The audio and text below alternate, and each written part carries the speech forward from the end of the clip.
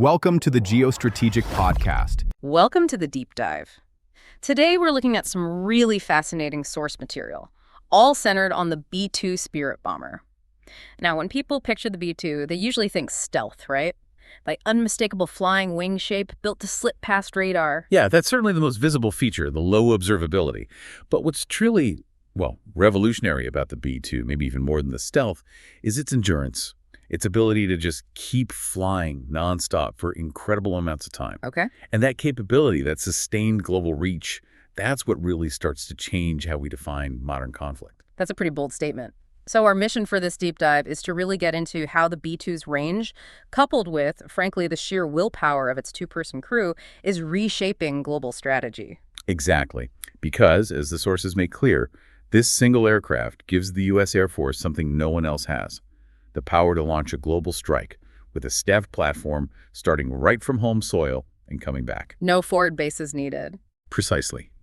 It sidesteps all the political headaches, the vulnerabilities of needing bases near a potential conflict zone. It forces every potential adversary to completely rethink their defensive posture. The whole geopolitical calculation shifts. Distance just doesn't offer the same protection anymore. Right. Let's ground this in a specific example, one that sounds almost like something out of a thriller. Our sources detail something nicknamed Operation Midnight Hammer. Yes, Midnight Hammer. Yeah. It's really the perfect case study for understanding what the B-2 is for. This mission involved a bombing run against heavily fortified nuclear sites deep inside Iran. Just saying that sounds audacious. But the details are what make it relevant for this discussion, for the endurance aspect. The B-2s apparently slipped through Iranian airspace, dropped some very large non-nuclear bombs. But here's the kicker, the part that ties it all together.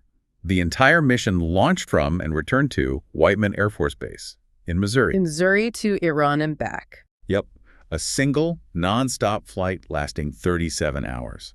Think about that. 37 hours in the air, crossing continents, penetrating hostile airspace, doing the job, and flying all the way home without landing anywhere else. 37 hours. It's staggering. It tells us we really need to understand the machine itself for a moment. Not just reciting specs, but grasping why it can do that. Absolutely. And the basic specs tell part of that story. It was introduced back in 1997. Only 21 were ever built, which is kind of amazing in itself. Very few. Very few. And it's huge. The wingspan is 172 feet. That's necessary to carry a big payload, around 40,000 pounds, up to 50,000 feet. Hold on, 172 feet. Put that in context. It's wider than a 747's wingspan, considerably wider. Wow. Yeah. It's not built for dogfighting speed. It's built for carrying a lot efficiently, way up high. And crucially, that internal volume isn't just for bombs, it's for fuel, a lot of fuel. Okay, so how does the machine itself pull off this intercontinental feat? We know it's big, carries fuel, but what gives it true global reach? Well, number one is that internal fuel capacity. It can hold over 160,000 pounds of fuel internally. That alone gives it a massive combat radius. Enough to reach many places from the U.S. Definitely. But the real enabler, the thing that makes the range almost theoretical, is its aerial refueling capability. So it's not just the gas it starts with, it's the ability to top up mid-flight, multiple times, potentially. Exactly right. Yeah. As long as you can position tanker aircraft along its route, the B-2's operational range becomes, as our sources put it, practically limitless. Limitless. Well, practically. The limits then become, mechanical wear and tear, maintenance schedules, but much more immediately, the human beings inside. And that's where this gets really fascinating, doesn't it?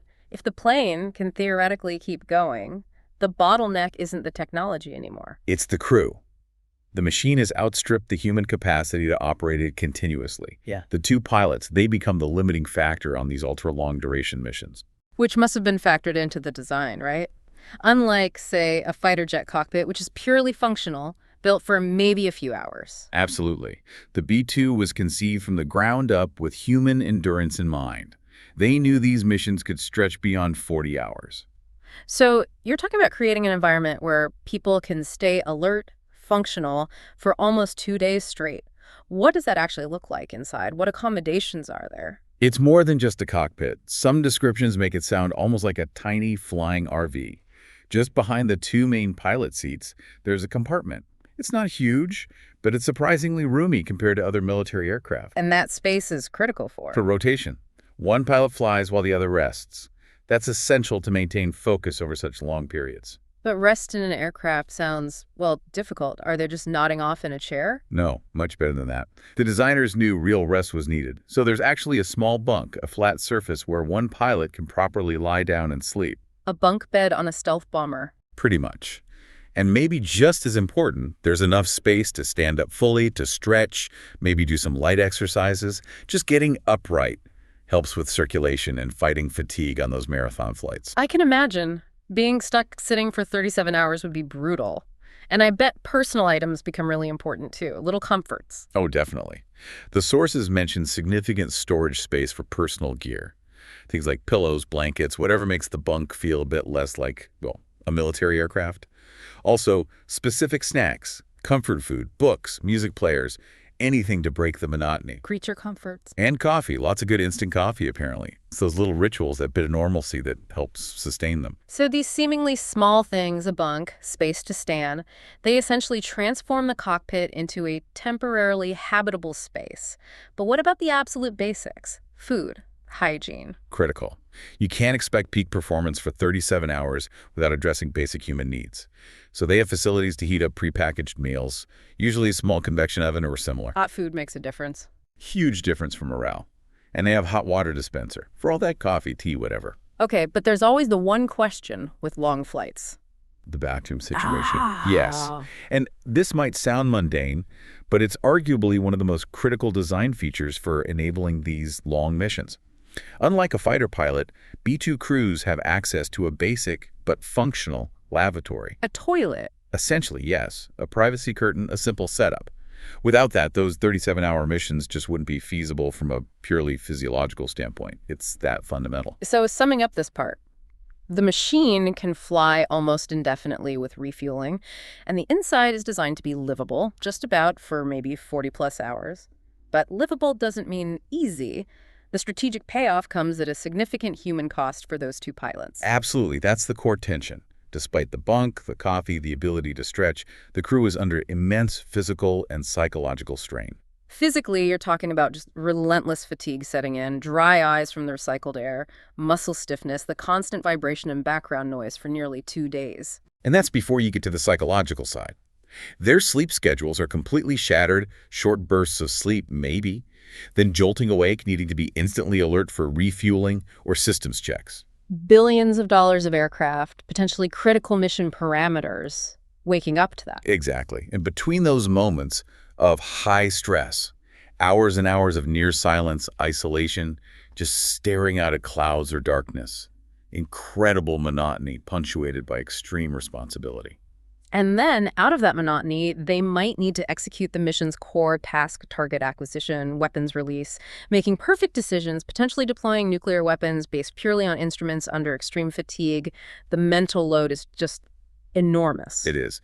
But connecting this back to the big picture, the sources argue pretty clearly that this intense human cost is judged to be worth the strategic benefits. Why? Why is putting two people through that preferable to, say, setting up a closer airbase? Because setting up that airbase near Iran or North Korea or wherever, that takes years of diplomacy, huge expense, constant security headaches, and it creates a fixed, vulnerable target that's subject to local politics. A base can be blockaded, attacked, or just kicked out diplomatically. Right. It creates dependencies and vulnerabilities.